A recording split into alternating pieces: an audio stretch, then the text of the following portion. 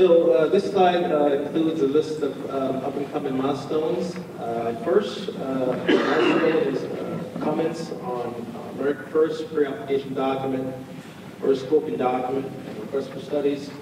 Those are due by January 7th, 2018, not too far from now. Next, America First, a potential applicant, will file a proposed study plan 45 days after comments and study request review. They'll then hold study plan meetings 90 days after the proposed study plan is filed to discuss this proposed study plan and further refinement. They'll then submit a revised study plan based on those meetings 30 days after the meetings conclude. And then the OEP director at the commission will then make a study plan determination based on the revised study plan and any comments filed in the revised study plan. Together, the study plan determination and the revised study plan will serve as the approved study plan, and America First will use that as a basis for collecting information and use information to develop its license application. So in addition to submitting comments on America First pre-application document and the FERC scoping document, now is also the time for you to start thinking about submitting study requests. Section 5.9 of the Commission regulations requires a request for study follows these 7 very important criteria. These criteria are important because they help make clear the goals and objectives of the study and how they relate back to project operations. So just to go through them real quickly, if you're planning to submit a study request, please make sure you address these 7 criteria. Describe the goals and objectives of the proposed study, explain relevant resource management goals, explain relevant public interest considerations, describe existing information and need for more information. And that one with the italicized goal is very important. We need to explain the nexus to project operation and effects of how study results would inform license requirement. Next is to describe study methodology and how it's consistent with acceptable practices. And finally, the criteria asks that you describe considerations of the level of effort and cost and why alternative studies would not suffice. This slide includes some very helpful web links to help you navigate the FERC process. There's our main website, www.ferc.gov, which includes a licensing section, and it provides an overview of the licensing program, summary of license, issued license and permits, and it links to several guidance and handbooks. There's our electronically searchable database, e-library, and this database allows you to search for information in the record for any project. All you need is a project name and number, actually just the project number, and you'll be able to access all the documents on the record, including a link to the documents itself. E-subscription allows you to open an account, you subscribe to an account with FERC, and this allows you to receive email notification of all FERC issuances and filings on the project. So if you e-subscribe to a project, any document that FERC issues or any other stakeholder files on the project, you'll get an email notification of that document, as well as a link to the document itself. So you can really, if you don't need paper copies, you can pretty much do everything from your computer. E-filing, FERC strongly encourages e-filing.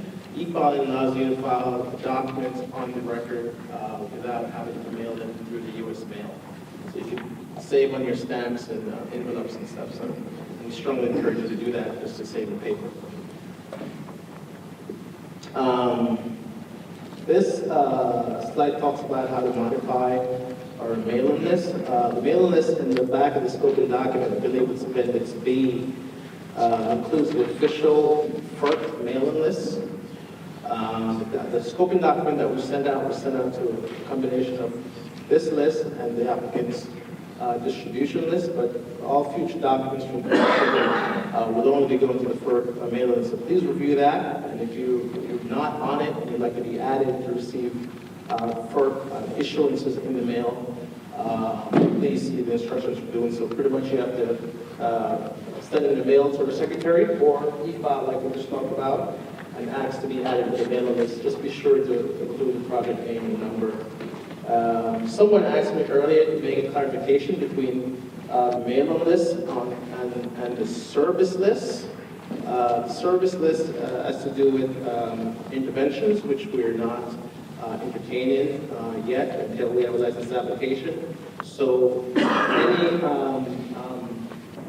this slide only pertains to if you would like to be added to the mailing list, and it has nothing to do with the service list. That's a whole separate list that we maintain for folks that are interveners in the project. Yeah, sure. Okay, just to follow up on what Mike said, so the mailing list is featured in our scoping document, section 10, page 20 through 22. So if you're not on it, you want to be on it, let us know directions for how to do that. Interventions do come into play later in the proceeding. They're really important towards the very end for requesting rehearing and such, but you file a comment, we see it, each of us are e-subscribed to the docket, so regardless of your status, we see your comments and we read through them and we consider them. I'll let you know. Yeah, and sure. Bill Pasquill, Pasquill. Now, this intervention process, is that like an appeals in a court? I'm just wondering the verbiage. Is that the same as an appeals in a legal system? Okay, so intervention is a status, it grants you party status in the proceeding, official party in the proceeding, which is a prerequisite for requesting rehearing and rehearing an attorney for the appeals process. Okay. So there is the equivalent or synonymous to an appeal of a decision by the commission. Okay. So appeals can be made at, I assume, at various levels or just one level? For instance, the studies that are being made, there's a question of, well, maybe there should have been another study. You folks come down and say, these are the studies that want to be made, and another group said, well, wait a minute, I think this study should be included. Is that this intervention portion or? Good question. Those discussions will take place within the context of the proposed study plan and the revised study plan. That's the process that's used to develop the study plans that come to us. But our decision, our study plan determination, is, I believe, only challengeable by the license applicant or the potential applicant. And then later on down the process, if the resource agencies and others don't feel like they have enough information to actually make their determinations on the record, their request for rehearing would come later on down the road in the process based on the information that they said they would need, 2 years before. Without too much detail, the idea that there is an appeals process built into this process. You got it. Even though there might be only 30 days to do it, the process. Okay, but thank you. Yes, ma'am.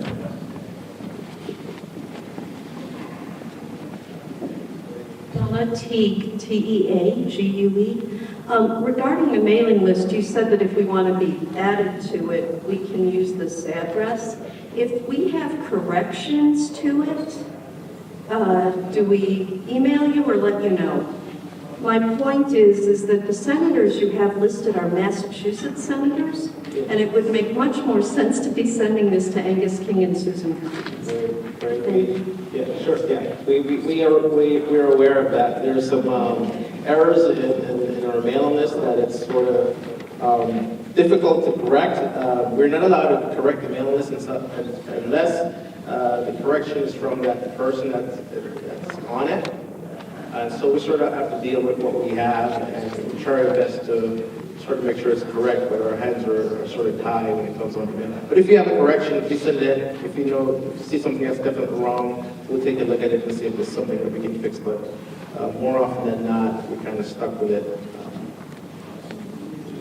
Thank you. Okay. That ends my presentation, and just like we did earlier, I know we had a lot of comments, and it was good that we had those comments centered around the issues that we talked about in the slides. But,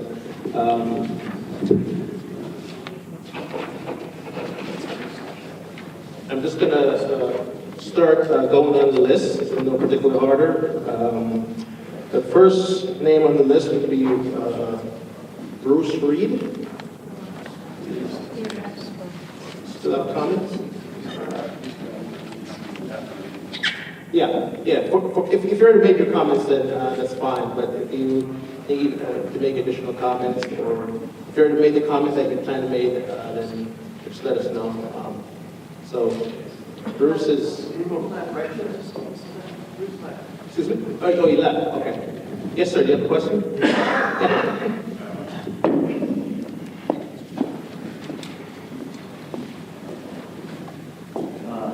Yeah. David, am I popping my P's? No. David Reese, R-E-E-C-E. Now, obviously, this isn't FERC's first rodeo. So is there any place that we as the townspeople can go and find other studies that were requested in other earlier dam review places? This makes a lot of sense for me if you're going to... Yeah, absolutely. So where would that access? Go back to our list of websites. Second bullet, eLibrary. eLibrary. That's like I said, it's a database that has all the information, record for all the projects. I can go back to, that's 1994, that you can like electronically search. You can probably see all the documents on the record, but the ones that you can actually click on in like in Word format or PDF format.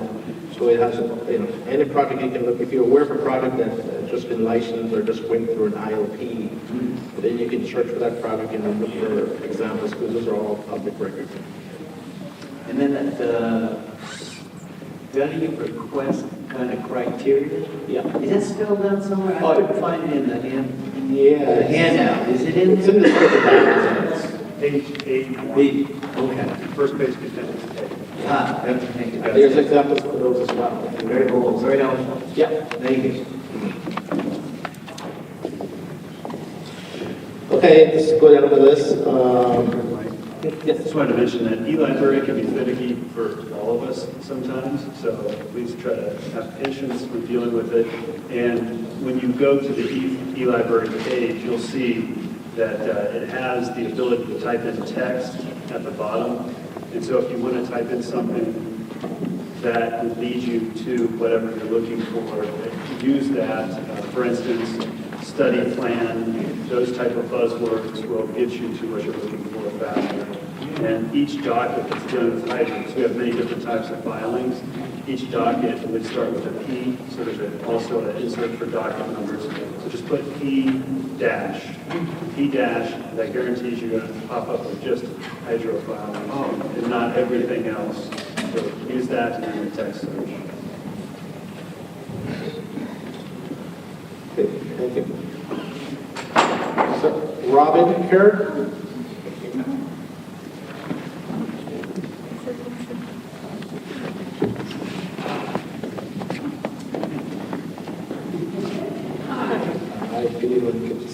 I'm Robin Kerr. Should we lower the mic for him?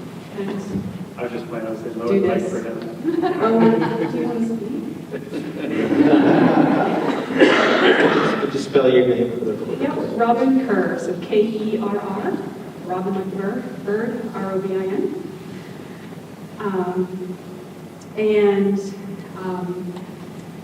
I'm here with my family to speak in favor of dam removal. I've spent the majority of my career in conservation and recreation, and I'm a resident of we're residents of Kennebunk. Have a mom, and I'm a mom and a student in the neighborhood school system. And as a family, we're very much in favor of restoring the river to a more natural state. We use the river for kayaking, for fishing, for swimming, for bird watching, and we do that at the mouth of the river and upstream as well. As a conservationist, I understand the benefits of healthy rivers and the benefits to water quality and to wildlife and to all of us for recreation as well. And I'm also very much in favor of what you folks are doing here tonight. I really appreciate your thoroughness and in favor of all the studies that have been proposed tonight. And I'm also advocating that America First be responsible for all the costs associated with those studies. And as a resident, I'm not in favor and wouldn't support the town taking on the role of relicensing or refurbishing or any of that as well. So thanks again for your time tonight. Thank you. Thank you.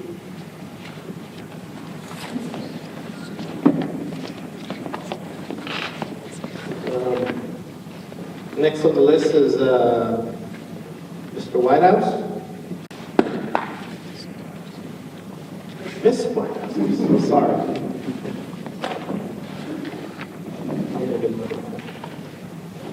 There's a reason he loves my first name. It's Miriam, M-I-R-I-A-M, Whitehouse. I do have some comments, but I also just wanted to address a previous comment about the dams, not wanting to remove the dams because they've always been there. It's always been this way. And the comment that there is no river without the dams. And I would just like to say, it wasn't always this way.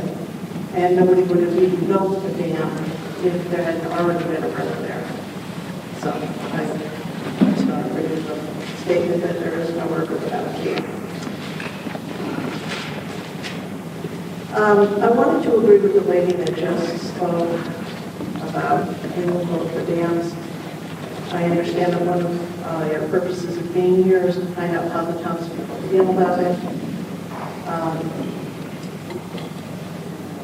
You've heard a lot of river abutters speak tonight about keeping the dams in place and keeping things just as they are. And they will point you to the referendum questions that were on the ballot last year to indicate that there is widespread support for keeping the dams in place and keeping generation of power going. I don't happen to agree that the support is as widespread. I think there are a lot of residents, including our family, who do not believe that the removal of the dams would result in a catastrophic picture that is often painted. I think that all you have to do is look at other many examples all over the country of dam removals and what happens afterwards, and it isn't just right up the river.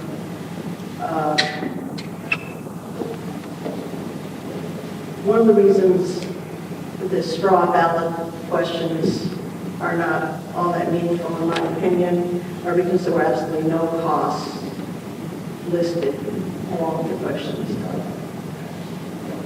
of what it would cost to keep the place and keep generating. And I think that that is what it's probably going to come down to in this town. If you go to any selectmen's meeting or watch any selectmen's prior meeting, I don't think there's a meeting that goes by in which we talk about, they talk about all the costs we're faced with, how many needs the town has, things that we have to do that cost money, how many wishes we have, things that we'd like to do that cost money, and the fact is that it's so much money.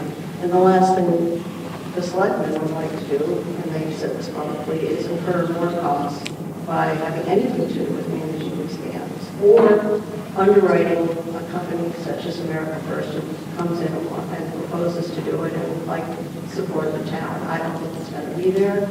I think there are a lot of people who feel this way. And so when numbers come out, we've had 3 studies, all of which have the second 2 studies validated the first study, that show basically that removal of the dams is the cheapest option.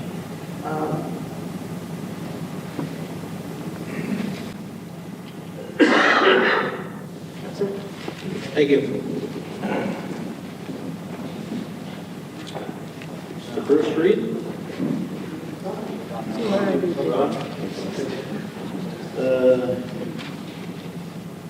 Susan Bloomfield?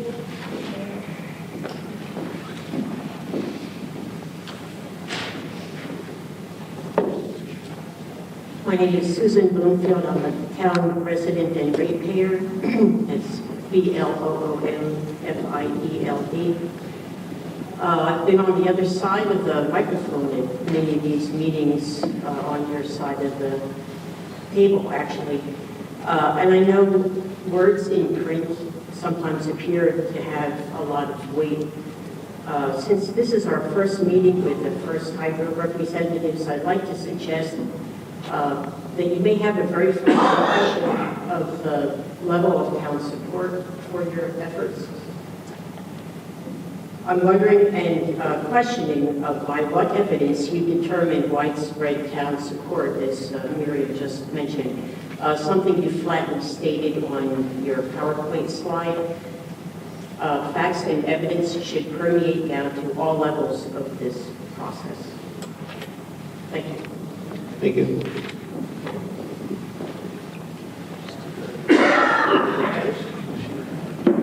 Yeah.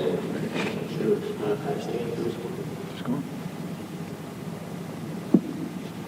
So the record, are you looking for a response from America First on the question? If they're willing. Okay. Ian? Did you hear the question? Do you want to respond? Correct, widespread support? Yeah. No. May I respond? Yes, ma'am. She's not representing that. No, I'm not, but I'm certainly a citizen who voted for those referendum questions. State your name. Donna T, Teague.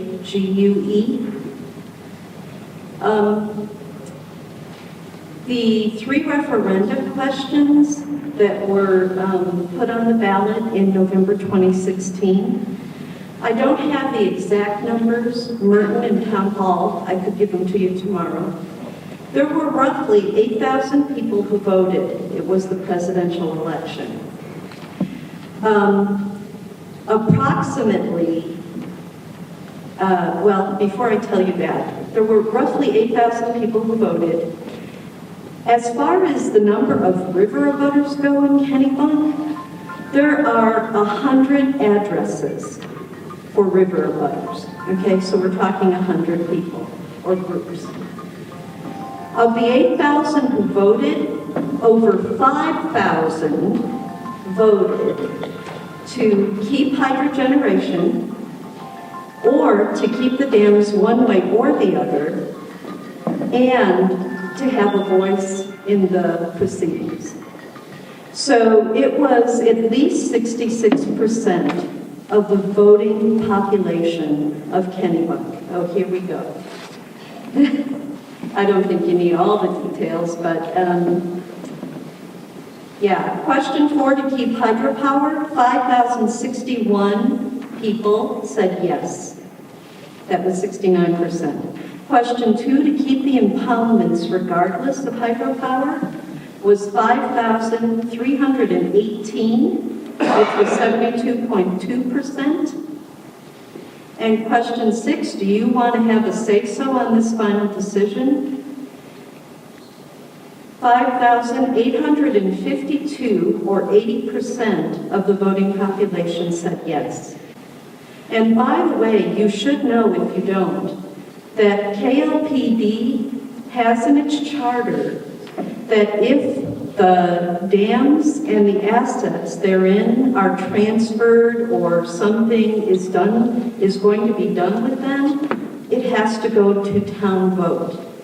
Now, I don't know how that works with the federal system, but I think it is an issue that's going to need to be looked at in this. So that's why we say there's widespread majority support for keeping the dams.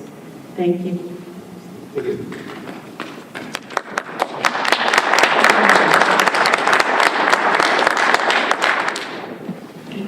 The next person, do you mind if I go down this list first? Since they forget. The next person on the list is Betsy G.Y. It's all right. I'm good. I went up. Oh, you did it right. Thank you. Kenny DeCoster.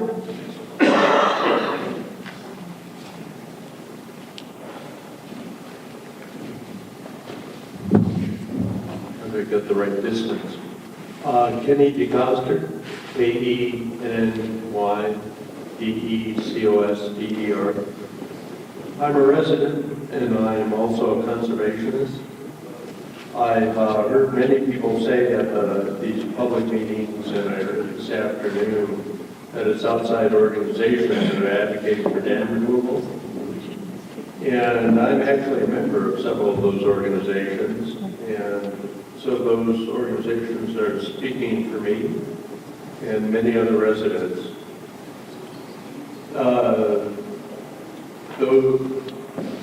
Those groups are the ones that are looking and investigating the scientific data that goes into a decision on how the dams are affecting the environment.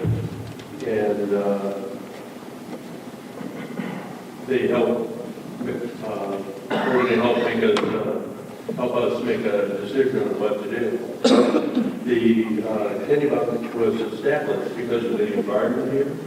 I mean, the reason people settled here was it was a good place to live, and we should be responsible in taking care of the environment and making decisions appropriately about the Mousam River. I'm also a paddler. I've canoed and kayaked the Mousam above and below the dams. I'm a member of the American Whitewater Association, and the Mousam River from Route 1 down to Rogers Pond is on their main website as a whitewater destination. The removal of the dams would increase the whitewater section of the river, and you're not going to be able to paddle it all year round, but in spring runoff or after a large rain, then it definitely will be canoeable. And so I'm looking forward to paddling from all dams down to the sea someday. As an outdoor enthusiast, I'm asking FERC to consider an economic impact study of how improved recreation along the Mousam is going to affect our economy. The fishing, the kayaking, and bird watching, and how that compares to the worth of the electricity that's being produced. And I think that needs to be studied. The two play out against one another. So, like I said, Thank you. Thanks. Next person on the list is ROI. That's the latest one. Is that person here? No? The next one is Kevin Flynn.